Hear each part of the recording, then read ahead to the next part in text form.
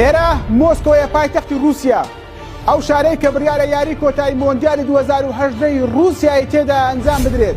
ژمارەیە و گەشتیارانەی کە سەردانی رووسیایان کردووە گەیشتوێتە 2,500,000 کەس کە رووسیا لە ڕووی قەڵەباڵغیەوە 11مین شارە لەسەر ئاستی جیهان.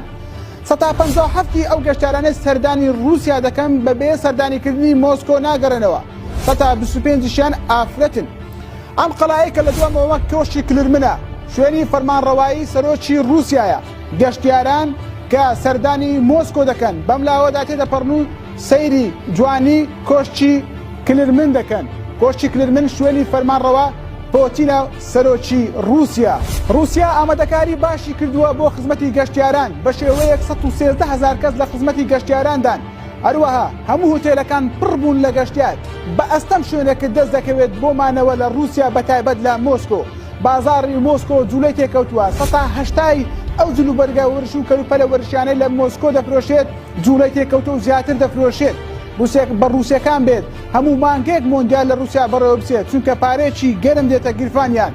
هەروەها لە رووسیا و لە مۆسکۆ 31 ستەیشنی شەمەندەفەر بۆ خزمەتی گەشتیاران ئامادەکراوە. ئێستا دەڕۆن بەرەو ئەو یاریگایە کە یاری کۆتایی مۆندیالی 2018 رووسیای تێدا ئەنجام بدرێت. سەرجەمی ڕێگاکان داخراون تەنها ئەو ڕێگایە نەبێت کە منی پێدا دەڕۆن بەرەو یاریگا دەڕۆن کە پلانێکی تۆکمەی ئەمنی توند گیراوەتە بەر. پۆتین خۆی سەرپەرشتی دەستگا ئەمنیەکانی رووسیا دەکات و فرۆشتنی مادە کحولەکانیش لە نزیک یاریگا قەدەغەیە.